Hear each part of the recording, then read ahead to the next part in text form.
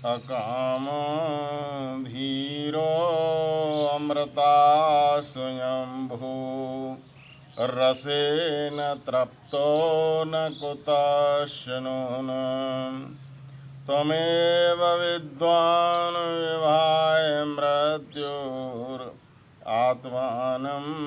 धीरम् अजरं युवानम्। ओम नमस्ते जी। वैदिक संस्कृति चैनल पर आप सभी का स्वागत है। आर्य समाज के नियमों की व्याख्या चल रही थी, तो आज की चर्चा प्रारंभ करने से पहले ईश्वर की महिमा का एक भजन लेंगे। आनंद पाएंगे क्या ईश्वर भुलाने वाले, अनमोल जन्म हीरा धूली मिलाने वाले। आनंद पाएंगे क्या ईश्वर भुलाने वाले, निरवैर भाग बचपन निरमल प्रभात वेला, खिलवाड़ जान इसको यों ही गंवाने वाले। आनंद पाएंगे क्या ईश्वर भुलाने वाले, भंडार शक्तियों का अनमोल काल यौवन, भंडार शक्तियों का अनमोल काल यौवन, विषयों की भेंट करके संकट बुलाने वाले। आनंद पाएंगे क्या ईश्वर भुलाने वाले, बचपन जवानी खोकर बीता बुढ़ापा रोकर, बचपन जवानी खोकर बीता बुढ़ापा रोकर, तीनों अवस्थाओं की पूंजी लुटाने वाले। आनंद पाएंगे क्या ईश्वर भुलाने वाले, अनमोल जन्म हीरा धूली मिलाने वाले। तो ईश्वर की ही चर्चा चल रही थी। हम सब जानते हैं कि ऋषि दयानंद ने जो घर छोड़ा था उसका मूल कारण था ईश्वर की खोज, और इसके लिए वो घर से निकल पड़े थे। जहाँ जहाँ जिस किसी ने जो भी बताया, जितने भी संत महात्मा ज्ञानी पुरुष उनको मिले, सबके पास गए और उन्होंने अपनी ज्ञान पिपासा बुझाने का प्रयास किया। अंत में गुरु ब्रजानंद जी महाराज के पास जब वो पहुँचते हैं तो उन्होंने अष्टाध्यायी व्याकरण की वो कुंजी दी और वेद का मार्ग प्रशस्त किया, आर्ष अनार्ष का ज्ञान उनको बताया, जिससे उनकी आंखें खुल गईं। और उसके पश्चात उन्होंने पूरे संसार के समक्ष जो ईश्वर का स्वरूप वेद में वर्णित है वो रख दिया। वो आर्य समाज के नियमों में उन्होंने पहले 2 नियमों में ईश्वर के विषय में चर्चा की है, जिनमें पहले नियम की व्याख्या पहले कर चुके हैं। दूसरे नियम में ऋषि दयानंद कहते हैं ईश्वर सच्चिदानंद स्वरूप, अर्थात ईश्वर की सत्ता है, चेतन है, आनंद स्वरूप है, निराकार। ईश्वर सच्चिदानंद स्वरूप निराकार, सर्वशक्तिमान, न्यायकारी, दयालु, अजन्मा, अनंत, निर्विकार, अनादि, अनुपम, सर्वाधार, सर्वेश्वर, सर्वव्यापक, सर्वंतर्यामी, अजर, अमर, अभय, नित्य, पवित्र और सृष्टि करता है। उसी की उपासना करनी योग्य है। ऋषि दयानंद ने ये गुण ईश्वर के बताए हैं। इनमें सच्चिदानंद स्वरूप और निराकार के संबंध में पहले विचार कर चुके हैं। आज हम विचार करेंगे कि परमपिता परमात्मा का एक गुण जो है वो सर्वशक्तिमान है। सर्वशक्तिमान से तात्पर्य है कि उसकी शक्ति जो है वो सब जगह है। उसके जो भी कार्य हैं, जो भी कार्य उसको करने होते हैं, उसमें वो किसी की सहायता नहीं लेता। मोटे रूप से यदि हम देखना चाहें तो ईश्वर के 5 प्रमुख कार्य हैं। सृष्टि की उत्पत्ति करना, उसका पालन करना, उसकी रक्षा करना और जितने भी जीव हैं उनको कर्मों के अनुसार फल देना और आज सृष्टि में लोगों का मार्ग दिखाने के लिए वेद का ज्ञान देना, ये परमपिता परमात्मा के मुख्य कार्य हैं। इसमें ईश्वर को किसी की भी सहायता लेने की कभी आवश्यकता नहीं पड़ती। जिस समय वो सृष्टि की रचना करता है, अभी हमको और आपको कहा जाए कि एक पत्ता जो है, ये पेड़ का एक पत्ता जो है, इसका निर्माण कर दो, तो नहीं कर सकते। सोचना पड़ेगा ये पत्ता कैसे बनेगा। मनुष्य तो परमपिता परमात्मा के बनाए हुए जो पदार्थ हैं, जड़ पदार्थ हैं, उनको लेकर के छोटे छोटे पदार्थ, जड़ पदार्थों की रचना कर लेता है। जैसे मोटर गाड़ी बना ली, ट्रेन बना ली, हवाई जहाज बना लिया, मकान बना लिया। लेकिन परमपिता परमात्मा की जो रचना है वो सृष्टि में आँख खोल करके देखो तो पता चल जाती है कि उसकी रचना जो है विशेष प्रकार की है और उसमें बहुत बड़ी शक्ति और बहुत बड़ी बुद्धि का प्रयोग हुआ है। और दूर जाने की आवश्यकता नहीं, आपके शरीर के अंदर ही आप विचार करो। वो परमपिता परमात्मा शरीर के अंदर, शरीर की कैसी रचना करता है, कितनी नस नाड़ियाँ शरीर के अंदर हैं, उनके अंदर रस, रक्त, मांस, मज्जा, ये सब सप्त धातुआं शरीर के अंदर हैं और उनका यथा समय यथा योग्य संचालन करना। हम और आप तो भोजन करके और सो जाते हैं, लेकिन परमपिता परमात्मा किस तरह से भोजन करने तक हमारा काम होता है। जब भोजन कर लिया उसके बाद हमारा और आपका काम समाप्त हो जाता है। वो परमपिता परमात्मा का काम है। यदि आपने भोजन, यही तो कर्मफल व्यवस्था है, जो कर्म कर लिया उसके बाद वो परमपिता परमात्मा के हाथ में है, उसमें कोई बदलाव नहीं हो सकता। आपने जो भोजन किया है, अच्छा किया बुरा किया है, शरीर के अंदर चला गया, उसका उसी अनुसार फल परमपिता परमात्मा की व्यवस्था से मिलेगा। ईश्वर उस अन्न को शरीर के विभिन्न, उस अन्न के जो पोषक तत्व हैं उनको लेकर के विभिन्न अंगों में पहुंचाता है, रक्त का निर्माण करता है, शरीर के सभी अंगों का पोषण होता है।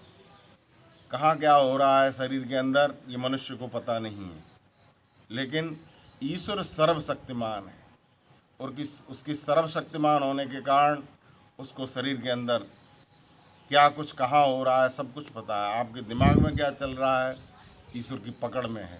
तभी तो जो व्यक्ति गलत कार्य करता है उसको उसी समय लज्जा, भय और शंका उत्पन्न होती है, क्योंकि ईश्वर वहाँ पर विराजमान है।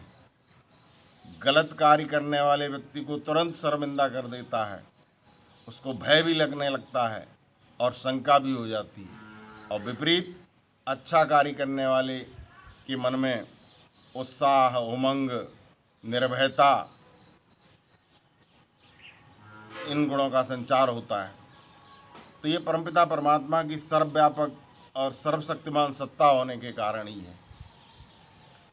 ईश्वर सर्वशक्तिमान है।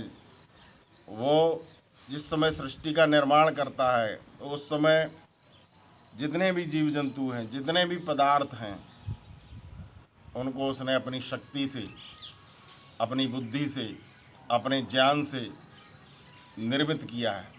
उस समय उसको किसी सहायक की आवश्यकता नहीं, कभी भी कोई किसी सहायक की आवश्यकता नहीं लेता और उसको धारण भी कर रहा है,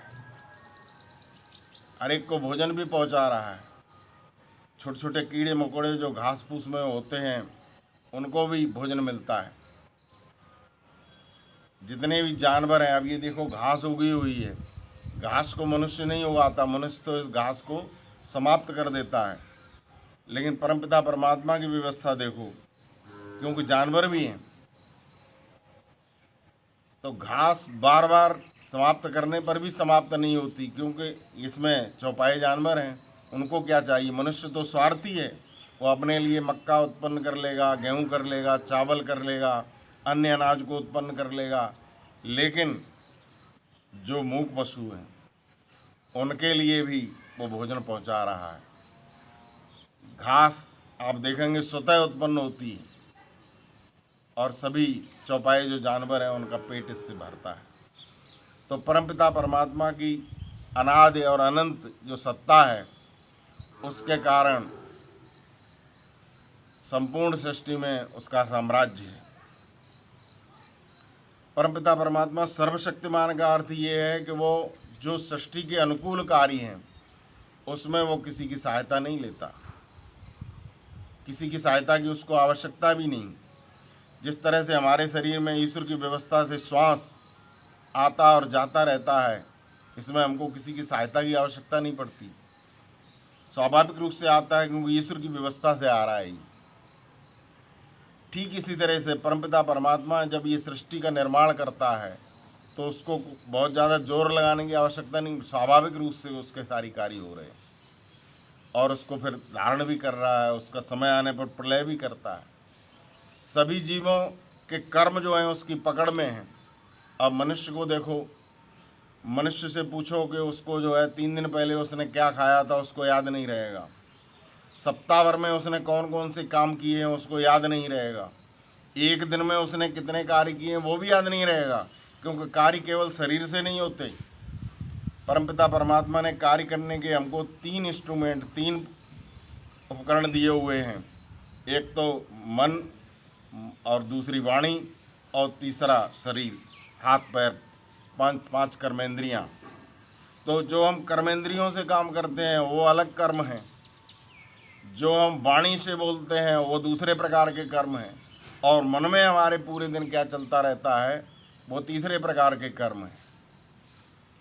अच्छा बुरा जो भी हम मन में अच्छे बुरे संकल्प लाते हैं, जो भी संकल्प विकल्प लेते हैं, वो सब भी हमारे कर्म हैं। उन कर्मों को सुबह से लेकर शाम तक एक मनुष्य से पूछा जाए कि आपने पूरे दिन में क्या क्या बात सोची और क्या क्या कर्म किए, एक मनुष्य को अपने कर्म भी, एक दिन के भी कर्म याद नहीं रहते। लेकिन परमपिता परमात्मा की सर्वशक्तिमान सत्ता देखो, उसको केवल एक मनुष्य के नहीं, जितने भी मनुष्य इस धरती पर हैं, जितने जीव जंतु हैं, सबके कर्मों का ज्ञान है, क्योंकि वो सर्वशक्तिमान है। उसकी सत्ता सब जगह है, एक जगह नहीं। हम लोगों ने तो उसको अज्ञानतावश एक देशीय बना दिया। प्राचीन समय में इस देश में जो हमारे ऋषि महर्षि हुआ करते थे, वो यज्ञशालाओं में बैठ करके और ज्ञान की चर्चा करते थे, वेदों का पठन पाठन करते थे। बाद में हम ईश्वर के अस्तित्व को भूल गए, हमने साकार उपासना शुरू कर दी और ईश्वर की मूर्तियां ला करके रख ली। ईश्वर का जो वास्तविक स्वरूप था उससे हम दूर चले गए। जो सर्वशक्तिमान, उसको ईश्वर को हम अवतारवाद में ले आए कि परमपिता परमात्मा जब यहाँ पर बहुत ज़्यादा अनाचार बढ़ेगा तब परमपिता परमात्मा यहाँ पर आएगा और वो हमारी रक्षा करेगा। स्वयं अकर्मण्य हो गए और हम कहने लगे, जबकि योगीराज कृष्ण ने ये घोषणा की थी, यदा यदा धर्मस्य ग्लानिर्भवेत् भारत अभ्युत्थानमधर्मस्य तदात्मानं सृजाम्यहम् परित्राणाय साधूनां विनाशाय च दुष्कृतां धर्म संस्थापनार्थाय संभवामि युगे युगे। योगीराज कृष्ण कहते हैं, देखिए कितने बड़े योगी थे वो, कितना बड़ा संकल्प था। वो कहते हैं कि जब जब यहाँ धर्म की हानि होगी मैं यहाँ पर आऊँगा और आकर के धर्म की स्थापना करूँगा और अधर्म का नाश करूँगा। ये उनकी योग बल का संकल्प था। हम लोगों ने राम और कृष्ण को भी परमात्मा बना करके खड़ा कर दिया। उनसे मिलने वाली जो प्रेरणाएं थीं उनको सुखा दिया। हनुमान जैसे विद्वान, वेदों के पंडित, चारों वेदों के जाता, उनको बंदर बना के खड़ा कर दिया। वाल्मीकि रामायण में वर्णित है, जिस समय राम और हनुमान मिलते हैं तो हनुमान के मुख से एक भी शब्द अशुद्ध नहीं निकलता। आज और हम और आप बोलते हैं, कितने अज्ञानता में बहुत से शब्द अशुद्ध निकल जाते हैं। राम आश्चर्य करते हैं, लक्ष्मण से कहते हैं कि देखो लक्ष्मण, ये हनुमान कितने बड़े वेदों के और शास्त्रों के विद्वान हैं, इतनी देर इनसे बातचीत हुई है, एक भी शब्द इनके मुख से अशुद्ध नहीं निकला। ये कोई बंदरों के काम है।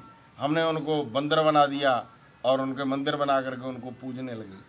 परमपिता परमात्मा की जो सत्ता सर्वशक्तिमान, जो सब जगह विद्यमान थी, उसको हमने ला करके एक जगह अवतार के रूप में खड़ा कर दिया। परमात्मा को अवतार के रूप में खड़ा करना ये उसकी कमजोरी है। जो सत्ता सब जगह विराजमान है, जो आकाश में अनंत आकाश गंगाएं, ये तो एक सौर मंडल है जिसका एक भाग पृथ्वी है, और ऐसे अनंत सौरमंडल, अनंत आकाश गंगाएं, उन सब पर उस परमपिता परमात्मा का साम्राज्य है। परमपिता परमात्मा का साम्राज्य देखना हो तो आजकल जैसे वर्षा ऋतु चल रही है, इन दिनों में आप कहीं नहीं देख, कोई जगह नहीं मिले तो जिस दिन आसमान साफ हो, रात के समय अपनी छत पर चले जाओ और खुले आकाश में और उस परमपिता परमात्मा का साम्राज्य देखो। उसका साम्राज्य आपको दिखाई देगा। अनंत आकाश में अनंत आकाश गंगाएं, अनंत तारे सब घूम रहे हैं अपने अपने कक्ष में, एक व्यवस्था से घूम रहे हैं, कोई किसी से टकरा नहीं रहा है। कितनी बड़ी शक्ति उस परमपिता परमात्मा को लगानी पड़ रही है। वो सर्वशक्तिमान है। अभी हम और आप एक भाला फेंकते हैं तो कुछ दूरी तक फेंक पाते हैं, गोला फेंकते हैं तो कुछ दूरी तक फेंक पाते हैं, एक पत्थर को उछालते हैं तो कुछ ऊंचाई तक जा कर के फिर नीचे आ जाता है। राम और कृष्ण की शक्ति की भी सीमा थी, लेकिन परमपिता परमात्मा तो सर्वशक्तिमान और असीमित शक्ति। देखो कितनी बड़ी शक्ति उस सत्ता में है, जो सब आकाश गंगाओं को, सब लोकांतरों को अपने अपने कक्ष में एक व्यवस्था से घुमा रहा है। वेद में आया, ये न देवरुग्रा पृथ्वी चंदना ये न स्वस्थवितम ये नाका यो अंतरिक्षे रजसो विमाना कस्मई देवाय अभिषा विदेव। वो परमपिता परमात्मा अंतरिक्ष में विभिन्न लोकांतरों को ऐसे घुमाता है जैसे आकाश में पक्षी उड़ते हैं। कैसे घुमा रहा है, कितनी बड़ी शक्ति, सर्वशक्तिमान, वहाँ भी वो विराजमान है। हमारे मस्तिष्क में क्या चल रहा है, हम क्या बोल रहे हैं, उसकी पकड़ में है। आप क्या सोच रहे हैं, आपके मन में क्या चल रहा है, पूरे संसार के लोगों के मन में क्या चल रहा है, वो भी उसकी पकड़ में है, क्योंकि वो सर्वशक्तिमान है। वो सब जगह विराजमान है। हमने उसको एक जगह ला करके खड़ा कर दिया है। एक जगह ला करके खड़ा करना तो उसकी शक्ति को कम करना है। राम और कृष्ण या दूसरे अवतार के रूप में उसको ला करके खड़ा कर देना तो उसकी शक्ति को कम करना है। अवतारवादी व्यक्ति जो है वो तो चल करके जाएगा। राम को चल करके लंका में जाना पड़ा और फिर रावण का उन्होंने संहार किया। लेकिन परमपिता परमात्मा को चलकर नहीं जाना पड़ता। आज भी आप देखो कितने लोग रोज मर रहे हैं, कितने लोगों का रोज जन्म हो रहा है। क्या वो चल करके जा रहा है, चल करके मार रहा है? ईश्वर की व्यवस्था से सारे काम हो रहे हैं। तो ईश्वर सर्वशक्तिमान है। उसको जो जो कार्य करने होते हैं उसमें वो किसी की सहायता नहीं लेता। जो करे सो ईश्वर आप करे, किसी और की चाहत सहार नहीं। करना चाहे कर गुजरे, किसी काम में तू लाचार नहीं। तो परमपिता परमात्मा की ये अपार शक्ति है। और जितने भी ये सृष्टि में विभिन्न प्रकार की योनियां दिखाई दे रही हैं, ये उसकी जेलें हैं एक तरह की। कर्मफल व्यवस्था, ईश्वर के 5 मुख्य काम हैं। आदि सृष्टि में वेदों का ज्ञान देता है। अब वेदों का ज्ञान देने के लिए उसको किसी से ज्ञान लाना नहीं पड़ता। परमपिता परमात्मा अनंत ज्ञान का भंडार है। हमने और आपने ये सारा ज्ञान जो है वो वेद से, संसार में जितना भी ज्ञान है सब वेद से निकला हुआ है। लेकिन उल्टा ज्ञान धीरे धीरे वेद से हम दूर होते चले गए। आदि सृष्टि में परमपिता परमात्मा ने वेद का ज्ञान संपूर्ण सृष्टि के कल्याण के लिए दिया था और हर सृष्टि में देता है। सूर्या चंद्रमसौ धाता यथा पूर्वम कल्पयत। सूर्य चंद्रमा वेद आदि का निर्माण परमपिता परमात्मा जैसे इस कल्प में किया है वैसे पूर्व कल्प में भी किया था, आगे भी करेगा। तो आदि सृष्टि में परमपिता परमात्मा ने जो वेद के अधिकारी 4 ऋषि थे उनके हृदय में वेद का ज्ञान प्रकाशित किया था। आज भी छोटा छोटा ज्ञान, थोड़ा बहुत ज्ञान हर मनुष्य को परमपिता परमात्मा देता है। बिना पढ़ा लिखा व्यक्ति भी बहुत कुछ जानता है। ये कैसे जानता है? ईश्वर की व्यवस्था से, अंदर से उसको प्रेरणा मिलती है। हर एक की आत्मा में परमपिता परमात्मा की प्रेरणाएं मिलती रहती हैं। आदि सृष्टि में 4 ऋषियों को परमपिता परमात्मा ने वो वेद का ज्ञान मनुष्य के लिए जो कल्याणकारी था वो दिया था। और ये उसकी सर्वशक्तिमान सत्ता के कारण उसको ये ज्ञान कहीं से लेना नहीं पड़ा और बाद में वो ज्ञान की परंपरा चलती रही। कभी उपनिषद युग आया, जब वेद से हम दूर हटे तो उपनिषदों का सहारा लेकर के ऋषियों ने हमको आगे बढ़ाया। धीरे धीरे हम और पतित हो गए तो हमारे यहाँ शास्त्रों की रचना हुई, 6 शास्त्र लिखे गए। और उन षट दर्शन के माध्यम से ऋषियों ने सोचा कि मनुष्य जाति जो है वो वेद के मार्ग पर चलती रहेगी, लेकिन धीरे धीरे उसका भी ह्रास होता गया। आज हम लोग कहाँ दर्शन पढ़ते हैं, कहाँ उपनिषद पढ़ते हैं, कहाँ वेद पढ़ते हैं। 5000 वर्ष पूर्व जो ऋषि, अंतिम ऋषि जैमिनी ऋषि यहाँ पर हुए थे, उस समय तक वेद के पठन पाठन की व्यवस्था रही। पिछले 5000 सालों में जब वेद का ज्ञान लुप्त हुआ था, यहाँ पर हजारों संप्रदाय चल गए।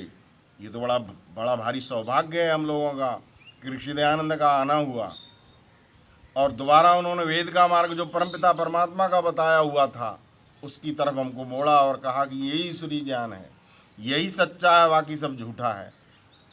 तो आज के समय में यदि शास्त्र चर्चा करनी है, यदि वेद के रास्ते पर आना है, तो ऋषि दयानंद के जो ग्रंथ हैं वो हमको रास्ता दिखा सकते हैं। उनमें प्रमुख ग्रंथ हैं सत्यार्थ प्रकाश, ऋग्वेद आदि भाष्य भूमिका, संस्कार विधि आदि। बच्चों के लिए उन्होंने व्यवहार भानु लिखी। तो कहने का तात्पर्य है कि परमपिता परमात्मा की सत्ता जो है वो सब जगह है। उसको सृष्टि के निर्माण करने के लिए, सृष्टि को धारण करने के लिए, सृष्टि का संहार करने के लिए और सृष्टि में मनुष्यों के लिए ज्ञान देने के लिए किसी के सहारे की आवश्यकता नहीं पड़ती। इसी तरह से कर्मफल व्यवस्था, कौन मनुष्य क्या कर्म कर रहा है, किस समय वो क्या सोच रहा है, क्या बोल रहा है, क्या हाथों से कर रहा है, क्या पैरों से कर रहा है, वो सब उसकी पकड़ में है। ये उसके सर्वशक्तिमान का अर्थ है। तभी तो वो सभी जीवों के कर्म के साथ उचित न्याय करता है। दिन रात न्याय मैंने फर्क पड़े पर लगी कचहरी कहीं नहीं। जो करना चाहे कर गुजरे, किसी काम में तू लाचार नहीं। पत्ते पत्ते पर कतरन न्यारी, तेरे हाथ कतरनी कहीं नहीं। दे भोजन कीड़ी कुंजर को, तेरे चढ़े भंडारे कहीं नहीं। दिन रात न्याय मैंने फर्क पड़े पर लगी कचहरी कहीं नहीं। बरसे जब जल जंगल भर दे, आकाश में सागर कहीं नहीं। तो वो ईश्वर जो है वो हम सब जीवों के अनंत जन्मों के कर्मों को भी वो जानता है। ये जीव यात्रा और जीवन यात्रा चल रही है। जब तक हमारी मुक्ति नहीं होगी तब तक पिछले जन्मों के कर्म हमको भोगने पड़ते हैं। तो वो सब सभी के जन्म जन्मांतर के कर्मों को जानता है। तभी तो आया है सनो बंधुर जनिता विधाता। वो परमपिता परमात्मा हम लोगों का भ्राता के समान सुखदायक। वो हमारे संपूर्ण नाम स्थान और जन्मों को जानता है। ऐसा कोई कंप्यूटर आज नहीं बना दुनिया में नाम स्थान और जन्मों और कर्मों को बता दे, लेकिन उसको सारी व्यवस्था का पता है, क्योंकि वो सर्वशक्तिमान है, सब जगह है। सब जगह भी वही हो सकता है जो निराकार चेतन सत्ता हो। जिस तरह से आकाश सब जगह है, आपके अंदर भी है और बाहर भी है। तो परमपिता परमात्मा एक सर्वशक्तिमान सत्ता है। ऋषि दयानंद कहते हैं आपको शक्ति चाहिए। मनुष्य अधूरा है, हर दृष्टि से अधूरा है, उसको शक्ति भी चाहिए। तो इसलिए वो आर्य समाज के दूसरे नियम में अंत में कहते हैं उसी की उपासना करनी योग्य है, उसी के नज़दीक जाओ, उसी की उपासना करो, शक्ति उसी से मिलेगी। क्योंकि वो शक्ति का पुंज है, संपूर्ण ब्रह्मांड को घुमा रहा है। संपूर्ण संसार में जितनी भी शक्ति है वो उसी की शक्ति है। तो आइए ईश्वर के इस गुण को समझें। और ये वीडियो यदि आपको अच्छा लगा हो तो इसको लाइक अवश्य करें। सब्सक्राइब पहले नहीं किया हो तो अवश्य करें। दूसरों को शेयर करें, इससे सत्य का प्रचार हो। इसी के साथ मैं अपनी वाणी को विराम देता हूँ। ओम शम।